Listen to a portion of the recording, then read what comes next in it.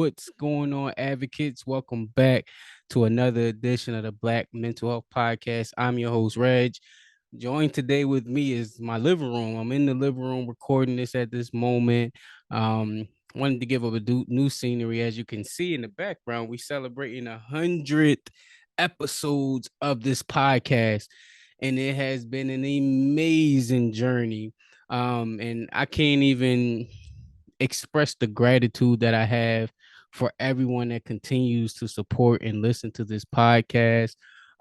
It has brought me speaking opportunities. It has brought me into organizations and um, just overall, which we'll get into. Um, just an overall space, man. That I just when I started this journey, I never thought podcasting could take as far as it did. And I do think it's a little bit in relation to like my story, but I also think it's a lot of bit into just where our world is in regards to mental health. I know recently they released the 988 suicide prevention hotline number, and that's going to have tremendous effect on the community at large. And so, yeah, I'm just amazed at the journey, and how we got here. And I do want to take a trip back down memory lane because, and if you're watching this on YouTube, I'm pulling up some different things, but you can see we celebrating 100 episodes. I'm gonna keep doing like this because I feel like it's a good image. But we celebrating 100 episodes, baby. And I really do want to just say thank you. If I don't say it as many times as I can, please and know that I'm a gratitude for every share, for every like, for every comment, for everybody that leaves a review. I am amazed and astonished about everything that happened. So, as if anything, I want to go back to the beginning and where it came about because I know I have a lot of new people that just joined the conversation around what been doing on this platform. But I want to take it back to the beginning because when I looked at it from what I thought I was going to be doing versus what it turned out being, this is not it. So I'm going to pull up. Let me share the screen, the episode, and this is the first one of the first time I'm going back to look at it too. So you may hear some reactions from me that I didn't expect either. So let's go back to the beginning of it. Of course, it's probably going to be an ad. Let's see.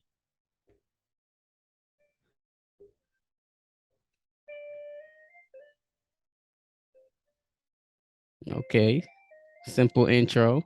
I like it. I like it.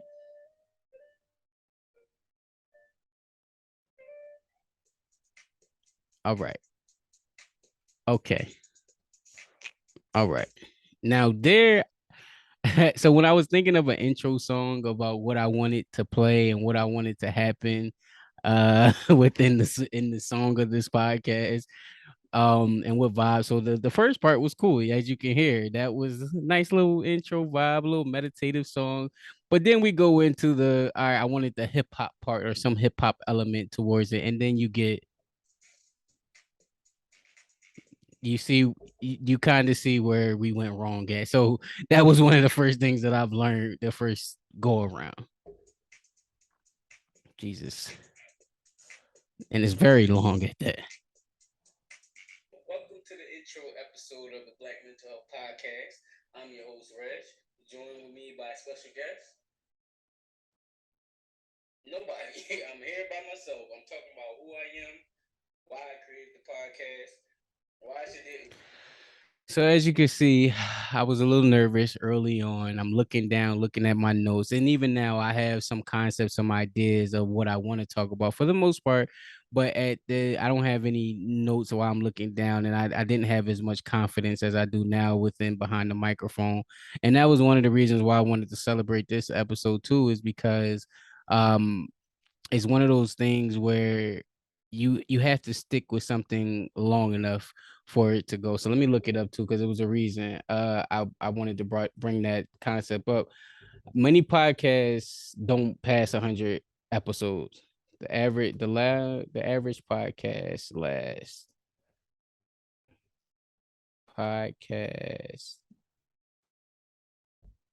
How long do podcasts last? because it's not it many people quit after a while, and that was one of the reasons that I'm celebrating this. Uh the average podcast is 36 minutes. However, the figure is calculated. So chances are it's now less. So people don't even listen to that long. So everyone that listened to the hours that I put out, I'm grateful for that too as well, because everybody don't even put as much as long as I do. So it's almost like a celebration of myself at one point too. How long do podcasts last? But how many episodes on average do people put out? How many episodes do people put out?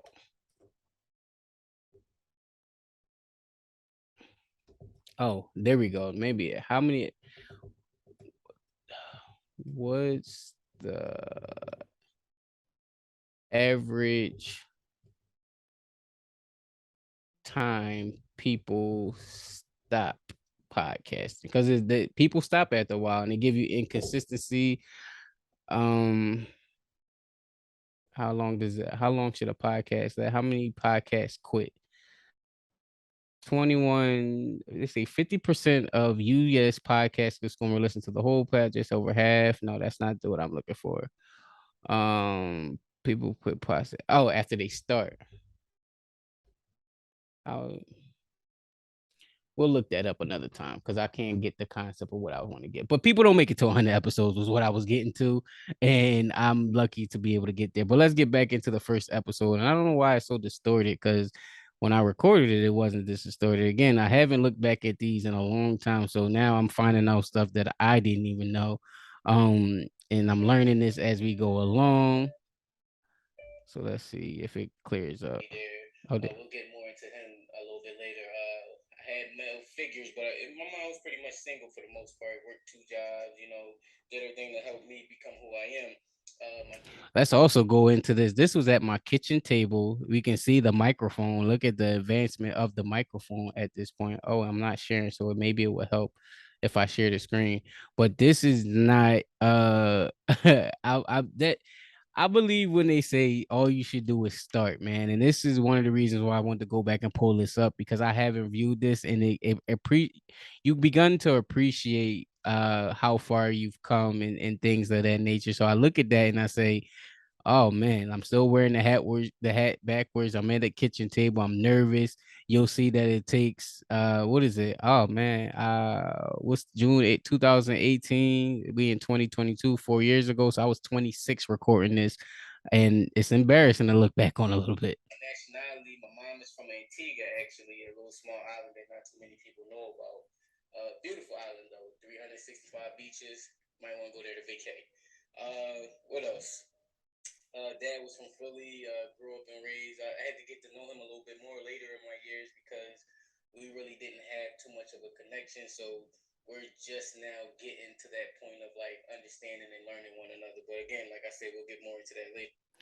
Also, with my dad's story, which I'll pull up a clip because it's something where people that just got passed by throughout the community and kind of went a little viral. So I definitely want to talk more about that after we get into it. But just going back in our memory lane a little bit. All right, so let's start why I created this podcast. So if you young, you in the mix, you really you pay attention to the Breakfast Club. And I was watching, and this guy Rashawn was on there, and he was just talking about like a lot of things that I never really paid attention to in my life, like he was talking about like having anxiety and how he hears stuff from his friends and shout out to the good brother Rashawn Miller. I actually reached out to Rashawn when I started this podcast because I saw him on the Breakfast Club and it made me want to start. He connected to something within me, and that's one of the reasons why I started my journey because I feel like there's a bunch of people out there who feel away, who go through certain things, but they I want to make sure y'all connect with Sean Miller. So with Sean L. Miller, mental health advocate, he went through a lot of different things and story.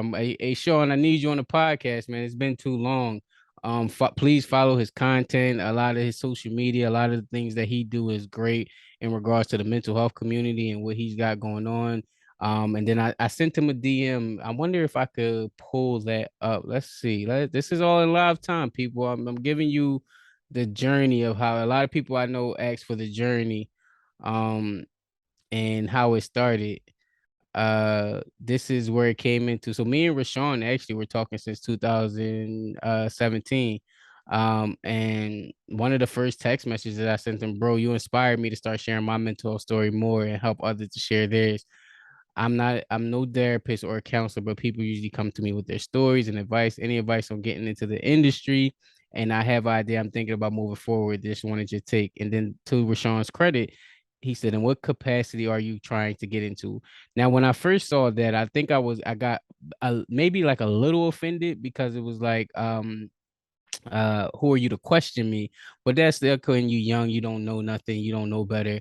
But I'm glad he asked that question in particular because as a therapist, you don't want to do any harm. I just had an episode with oh man, why am I blanking on the name? Afonso, Nathan from and I think that was like episode 97. He was talking about mental health swindlers and mental health people who do further damage in that kind of space. So I'm glad he asked that question.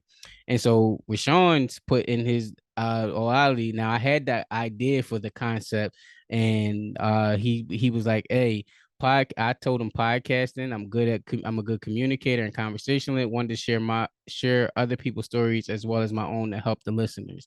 And I sent him my logo. So obviously I had already did some thinking around it, but to get his blessing was more than capable. And he said that would be dope. And I said, thanks, I appreciate it. I already started podcasting before, just changing it up, and I already have a ton of people ready to do it. Just didn't want to step on your toes since you inspired me. You definitely won't be stepping on my toes, bro. It's not a competition, it's about helping, and no one can deliver it like you can. Man, thanks, bro. Truly appreciate you even taking the time. This is me to respond. He said, just let me know how I can help. All right. And that is how this podcast has started in that capacity. Because I did want to it's important for me to get the blessings of the people within the industry, especially when you're trying to come into something cold turkey and something that you don't really know about. Rashawn was the only one I had connected with and knew was doing something similar to what I feel like I could do. And then you fast forward into 2022, and I'm in school to become a therapist. Well, we'll get into that as well. Um, so let's keep going because I think this is good looking back on that. So anybody that asks, I'm going to point them to this episode of like this is where the journey started. Depression and how he just and it was like, you know what? I went through a lot talking to people about my feelings. And I have so many stories which I'll share with you on this episode to get into it. But I wanted to create a platform where other people could share their stories so that they can talk about their mental struggles and as far as what they go through in their community and stuff like that. So basically, this platform is going to bring on myself, and I'm going to share my stories and how I help myself is by listening to other people's stories and continue to get through my mental struggles and help with the other guests is by sharing their stories. And basically, it's supposed to be not a replacement to therapy, but basically so you can have therapeutic stories to feel so you know that you're not alone and you can deal with the things that you're going through on your day-to-day basis. So I now now that I'm more aware of certain things, of course I was obviously nervous. This is my first episode. I didn't know what I was doing. So I'm coming into, and it's funny because I'm wearing something similar to what I had on today. So as much things change, things remain the same. But just seeing the growth of knowing that the things that I was saying back then have connected into different aspects of my life now. So I think about how Nami, one of the biggest components of Nami is you're not alone. Um, and then this one of the brand title of this podcast is sharing therapeutic stories. And then when I think about being in school and how important therapeutic communities are of as far as in a healing process, or when you're trying to rehabilitate a person or give a person some support and help. That's exactly what I thought I was doing, but didn't have the knowledge to back it. And I'm glad the people that bet on me early on, the people that gave me opportunities early on, like a Nami, like a Blackman Hill, like a Drexel, like a even certain schools and organizations that brought me in for speaking. I think that was so key to my career because they gave me opportunities, and I don't want to say that I didn't deserve, but it gave me opportunities that helped shape what I thought I knew, but needed more supporting knowing, if that makes sense. So that was very key to my journey and my healing and the things that I needed on my end because I still was in a broken place as I was recovering. Let's see. Let me get into one of the stories that I know where you guys will feel more comfortable or feel like I'm relatable. So, growing up, like I said, I had a pretty normal childhood, but I was still figuring myself out as a young man. And if you're a young black man, also early on, when I was recording this podcast, and I know if I'm stopping and you probably want to hear the full episode is in 000. It's actually not even one. One was started with someone else. Shout out to um that was me thinking I'm speaking directly to young men, which I feel like I still am to an extent. So if I was 25, 26 at the time, I'm thinking I'm speaking to 19, 18 at the time. And then now as I'm 31, I'm still feeling like I'm speaking towards that audience, but even in a different capacity because now I can kind of, with a little bit more wisdom and experience, I can kind of pull on the other generation that's in the 40s and 50s as well. That's sort of why I got connected with Blackman Hill. I wanted to get connected with other organizations because I wanted to pull from both ends. And so at that time, in that mind frame, I thought I was speaking to young men. So the story that I am about to get onto is a robbery story that I don't feel comfortable sharing now at this juncture of my life. My mom is now listening to the podcast and family members and different things. So if you all want to listen to it, it's in episode 00.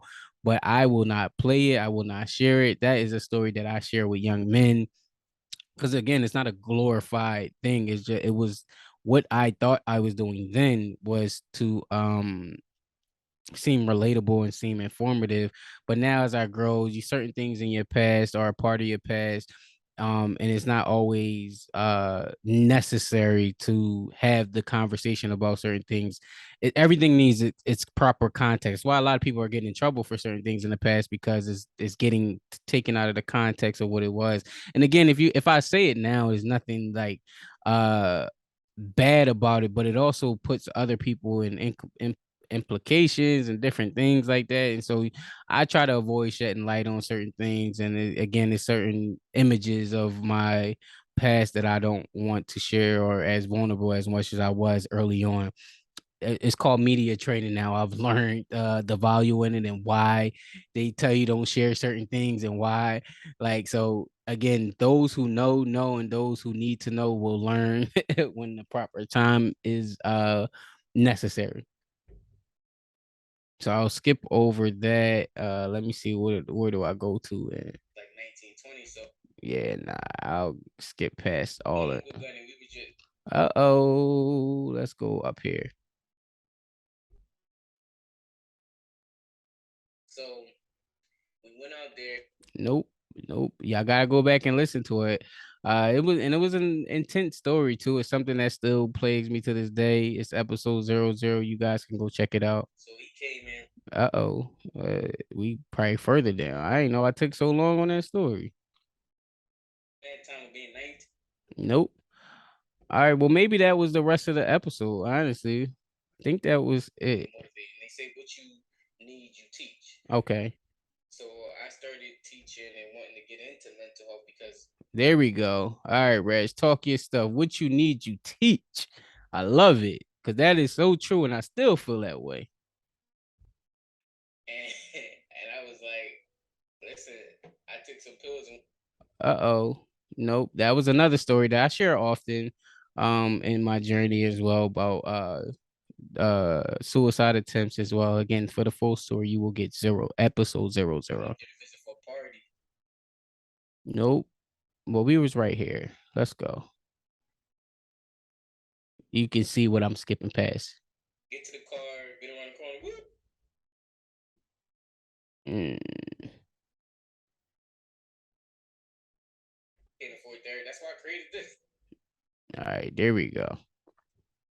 Not trusting the police. Another thing that affects our black community, and bring people on this platform to talk more about those situations because I haven't had too many. I try to avoid interactions with them because of my prior interaction, so I try to stay back and not really go into them.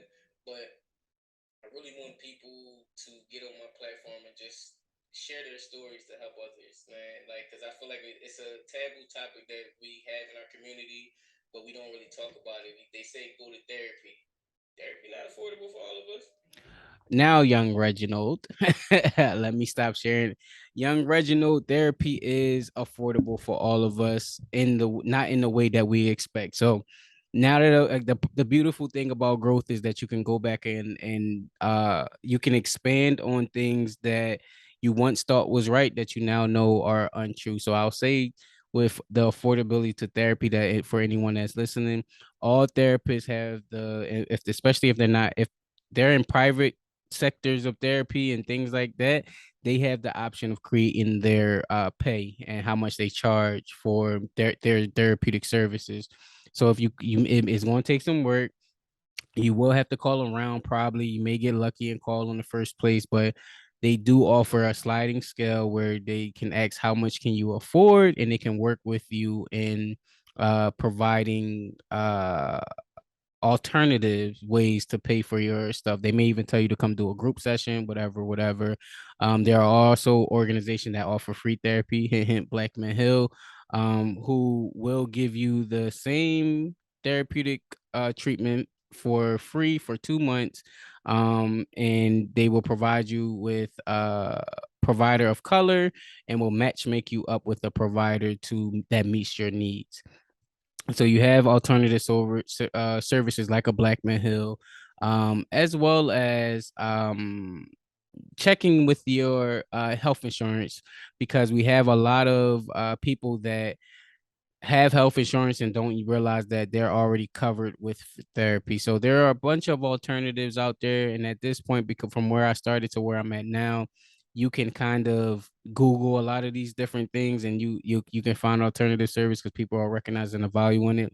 But again, the beauty of growth is that you can learn about what you're going through, learn about your growth and correct it along the way once you learn more information. So let's play the rest of this. Shoot, I know people don't got insurance. I know I can't afford therapy. That's why I created this. Like I cannot afford therapy. So I created this to get people on there. Let me make sure I didn't miss nothing. Oh, so what you guys should expect from this podcast? More personal stories from me. I have a lot of stories in my head, and they might not come out until somebody else triggered it. I've seen a lot. I've done a lot. I cleaned up my image a lot. I came like it was so much stuff that I was into that I shouldn't have been into at an early age, but I never got caught with it or for it. So because it's been about 7 or 8 years since I stopped doing those things, I think it's time to share them to make people feel because people only see the latter side of Reg and what he is now and not what he's been through before. And I feel like when I, and mind you, this was 4 or 5 years ago already. So now, as I grow even further away from those different things, I feel even further compelled to share them and relate to, especially our Black young men and youth. I think they are critical in the type of audience I reach. And the reason why I don't want to say target them because that's a bad word, but feel like I need to reach them is because I am one, and two, there's not a lot of people that speak their language. That's the second one. But the major one for me is I feel like a lot of kids make a choice at one point. And if you don't give them a lot of options or you only give them one option, then they will only make one choice. And so letting them know, being around, being out and about, allows them to realize that there is multiple choices, and I just want to be one of them. And me continuing to do this, continuing to have this conversation, continuing to speak this way will allow the different kids to realize that, hey, this is a viable option for me as well, and I'm going to go this route. And that's one of the main reasons why I wanted to continue this podcast and continue to have this conversation. Let's go. We almost out this episode, and then I want to get into one more thing as well. And I bring other people on that had these experiences, though I'll be able to feel comfortable sharing my story as well. I'm getting my friends and family on here as well. I'm getting my dad is coming on. Got him to sign on. We rebuilt our relationship. That's what really plagues our community is a lot of the lack of fathers in the community. So I was able to reach out, rebuild our relationship, and to show that you can still rebuild and rebuild in the family life of what we need to be in this community. And we may not have the perfect relationship. We might have not the same dad, same mom in the household, but we are working on towards our relationship. So we have our dad. I'm having my dad on here. My sister is coming. Now, for my dad and my sister, if you want to listen to those episodes, because I am pulling them up now, because that was a for me that when people ask me what was my favorite episodes, one of my favorite episodes was around there. That I had a run a few years ago where I was able to get my mom, my sister, my dad, and then I feel like my stepdad was in there, but that might have been a different run. Oh, my wife was on there, but she's been on here plenty of times. So we actually she was on episode 99, so you all probably heard that. But that was probably the best run for me in that space because it was, hold on, I'm trying to pull it up now. It was the a tremendous just having family on and having breaking down that, but I will get into that in another story because it is not as likely what as I wanted to go. It didn't go the way that I wanted to go, especially with my dad. And so that run was episode 36 with my father, my 37 with my sister, 38 with my mother, and 39 with my wife. And so again, that was a run that's probably one of my favorite episode runs because of the bringing the family on. And then I'll share the rest of this as well because it's about to be over. On and her anguish towards me as being the quote unquote golden child and how that mentally plays a part into my head and how it affects her and what her life is going through. I'm gonna have my friends on here that has depression, anxiety, suicide, and all those things. My girl is gonna come over here and tell you her story about what she went through and how her growth and her change. And I'm putting myself as a vessel out there to show that people can have the change within themselves once they sit down and deal with their mental demons that's inside themselves, where we all just like to bury it. Um, you're gonna get tears. You might see me cry on here. I'm gonna show my little emotions. You might see get mad at the stuff that I say because I tend to laugh at a lot of. Kevin Hart said it, and that's real. You laugh at your pain, and I tend to laugh at a lot of my pain, and I feel like it's a coping mechanism to not how can I say not deal with the things that I had to deal with on a day to day, and to actually change and grow. You have to deal with your things. So you might hear me laugh at things that ain't supposed to be laughed at. So I'm going to try and conserve my laughter, but you'll get angry. You'll hear all of these things. You'll see fixed relationships, and you'll probably fix relationships on your own by dealing and hearing other people and how I deal with mine. So amongst many other things, I'm going to try to get my son on here, and my son, I don't know how I'm gonna do it, but I'm gonna try to get him on here. My son episode is episode, I just pulled it up, episode 44. So if you want to hear my oldest son, he's actually going to come back. He's due for another one, maybe Father's Day next year. He is on the podcast. You can go back and listen to that as well. And so he can share his version of his story from his little mind. He's very intelligent for his age, so I think he'll be able to sit down maybe for 5 minutes. I may try to clip together about a couple 5 minute clips so you guys can get us his opinion at his early age of 5 years old. But I don't know. I think that's pretty much it. I just want you guys to subscribe. Just listen to the stories. I'm gonna have some big guests on here, so I'm trying to get celebrities eventually. I'm gonna start locally first. But if you have a story, let me know. We'll get you. We'll try to get you on here. Subscribe to whatever you're listening on. If it's YouTube, if it's what's the other platform? I don't even know. iTunes, Google Play, all the whatever you're listening on. Just click the little subscribe button and follow me on social media at Reginald A Howard. And that's pretty much it. See you.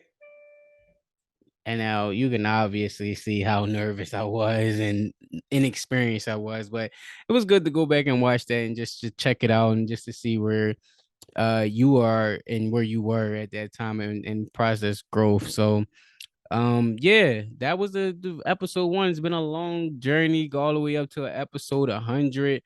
Um I'll do a quick check in there everything. And actually this is the perfect time to go into this next clip because as of now, like people know that I'm working with Black Man Hill as the senior program coordinator, and right now we're on our King's Corner community tour. And one of the things that we're talking about on the tour is Black men needing hugs. And with if you don't know, Black Men Hill offers free therapy. I think I spoke on that earlier, but one of the things that we offer with the free therapy, because of the wait list was so long for the free therapy, is an alternative of a support group called King's Corner. And that's me and the co-facilitator Doug Reed.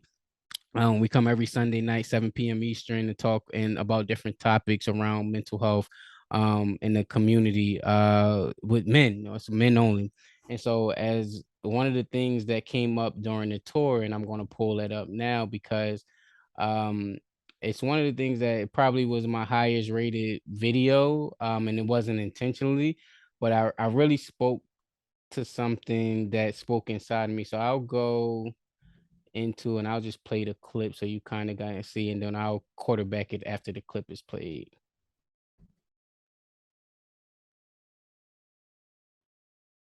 Of course, technology doesn't want to listen to you when.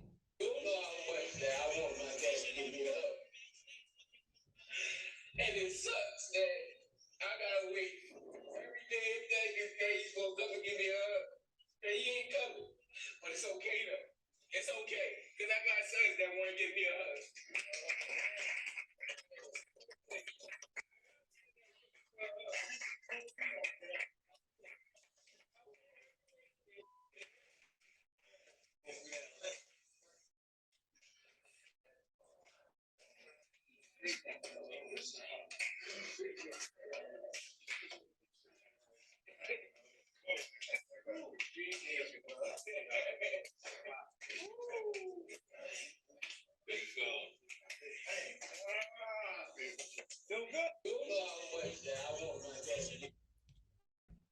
And so let's explain that clip. And actually, I want to pull something up because someone just brought it to my attention, and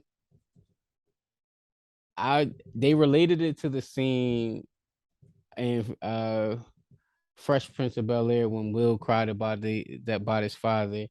And if you don't know it, I'm going to play it so that way. So Will, the scene is Will father visits, wasn't in his life, of course. Father's visits after years of not being there, and then he makes promises for Will to go on a tour with him and on a truck driving journey with him. But then, of course, as certain fathers do, or certain parents do, because I don't want to put it just on fathers, because they don't have the emotional capability, they don't show up the way that you would like them to show up. And so I'll play that clip so you can kind of correlate the two, and then we can come back and talk about why that came up for me.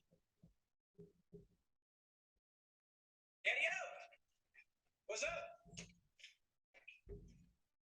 Well, I'm glad you're here. Um, some business came up I gotta handle.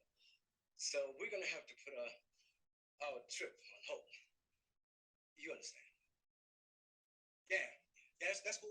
Just for a couple of weeks. I understand. Yeah. Maybe a little longer. Yeah, whatever. Look, I'll call you next week and we'll iron out the details. Okay? Yeah. It was great seeing you, son. You too, Lou.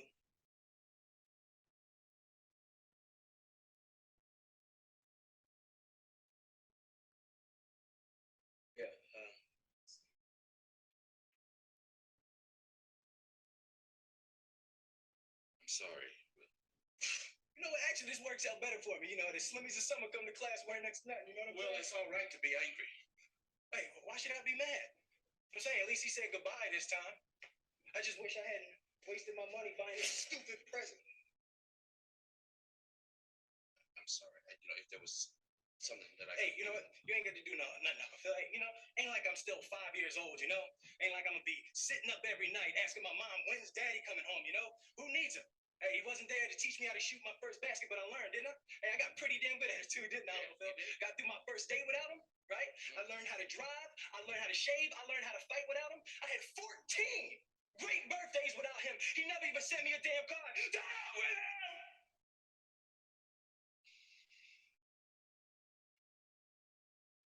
I need him then and I don't need him now.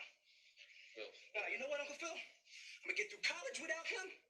I'm gonna get a great job without him. I'm gonna marry me a beautiful honey, and I'm having me a whole bunch of kids. I'm gonna be a better father than he ever was. And I sure as hell don't need him for that, because ain't a damn thing he could ever teach me about how to love my kids.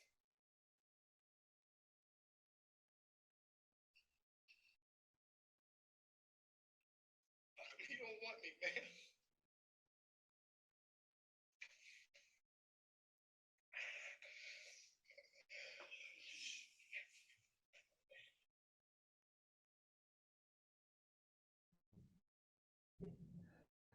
So now that we have those two scenes together, right? You got my scene and my moment, and then the scene from the Fresh Prince of Bel Air. I kind of got the reference because it was under the same breath and it was under the same pretense. And again, I'm going to go into this story a little bit later, but I can give you a pretense of it. As a matter of fact, I'll give it now because uh, if you go back on the episode with me and my father, and then you go back on my journey of when I started with it, which I just played episode one of the things that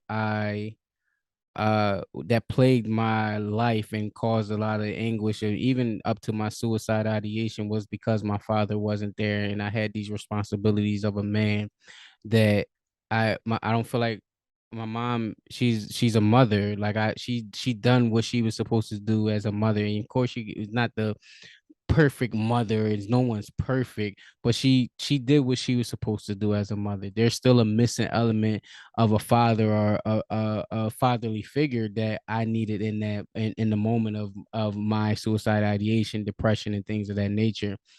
And so uh moving forward, once I went past the depression and things of that nature, I'm like, all right, why wasn't my father there? Why didn't he do that? And again, I explained a lot of that in the episode with him, so you can go back and listen to that. But one of the things that I didn't share within that episode is that I gave him a pass for not living up to the standards that I thought he should live up as a father.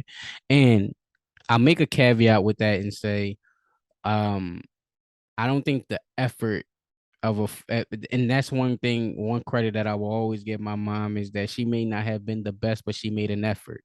And you can only give people um the space to try. And if you're not trying, then you're not. I feel like I can't expect I feel like you feel like I'm not worth it at that point. And so I gave him years of trying, years. So I started in 2011 connecting with him when I was having my first son, that you heard on the podcast. And we tried for years to connect, and we were going back and forth. He visited Philly, I visited where he was living at. Um, and then last year, actually, right before my wedding, not even right before my wedding, he was even at my wedding last year. And I think the turning point for me in our relationship was that moment where last year, and I don't mind it. It's like my mom. I have to pay for things for my mom, but I don't mind paying for things for my mother because she deserves it. She worked hard. She invested in me emotionally, financially, physically, going to work and doing certain things for myself. So I don't mind paying for my parents. But he doesn't know that I found out that he had the money to come up to visit and come to my wedding, but he tricked it off in whatever capacity he tricked it off, knowing that that date was coming up. And I'm still processing my thoughts, so bear with me. I had to pay for him to come up. He doesn't live in the same state with me, so I had to pay for him to come up. He comes up here, of course, and doesn't have anything to wear to the wedding. I had to pay for him mind you, I don't mind since my parent. When he comes, I had to pay for him the wedding to wear something to the wedding. And not only did I have to pay for him something to wear to the wedding, he didn't have any money to go back home with, like just in general. Now, mind you, again, and I think that's him playing on that perhaps maybe knowingly or unknowingly, playing on that little boy who wants his father. I gave him money to go back, and more I gave him more than enough money to come up with, let alone giving you money to go back.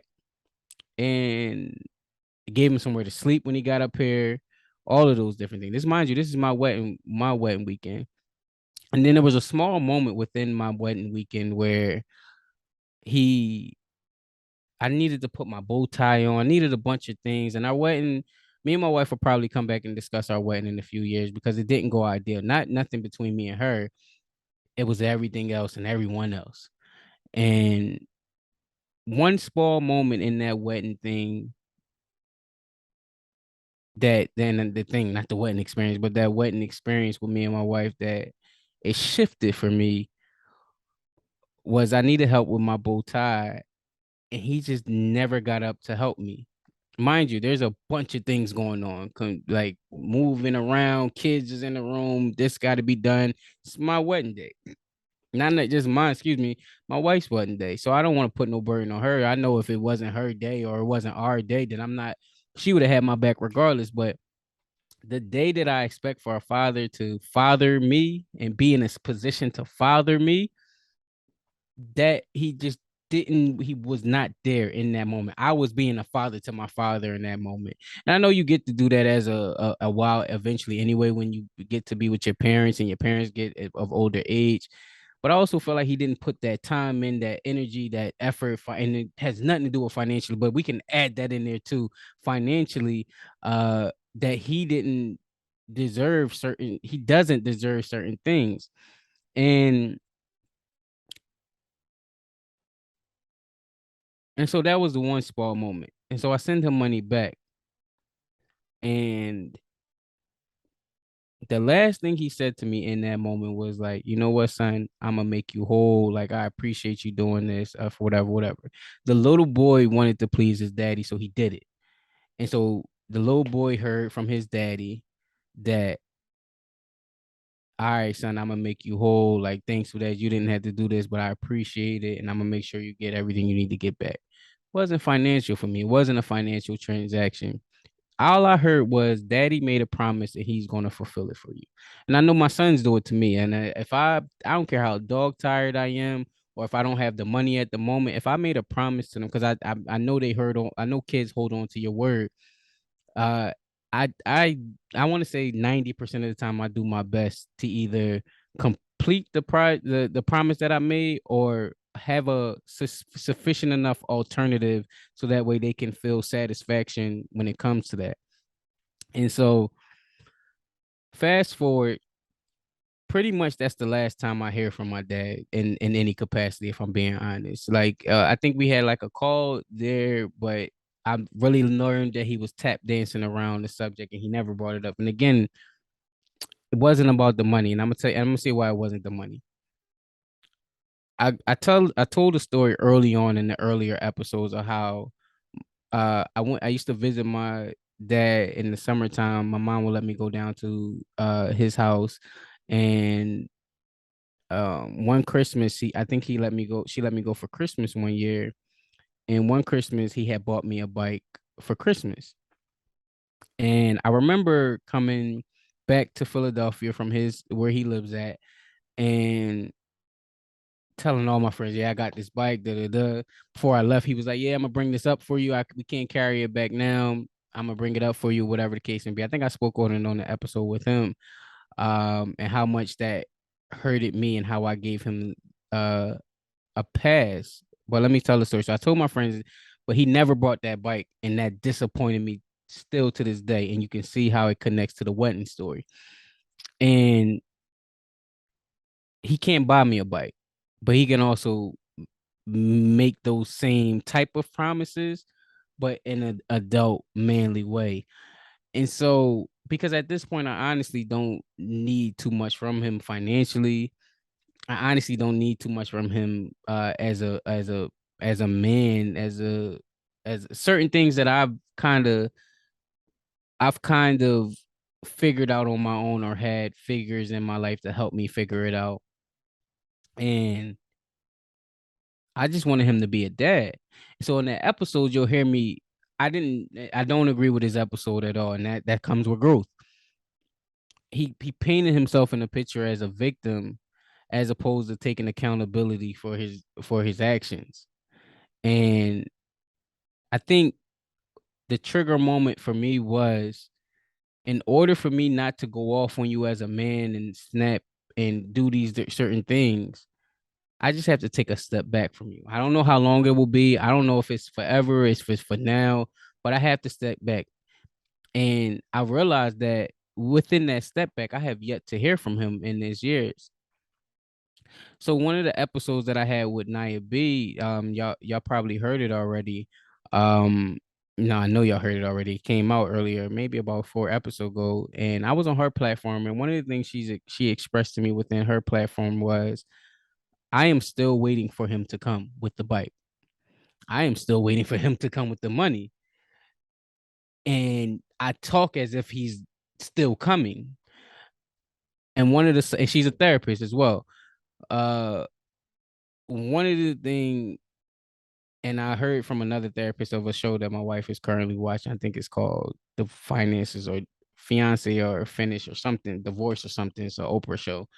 Um, and one of the things the therapist said is, responsibility is your ability to respond.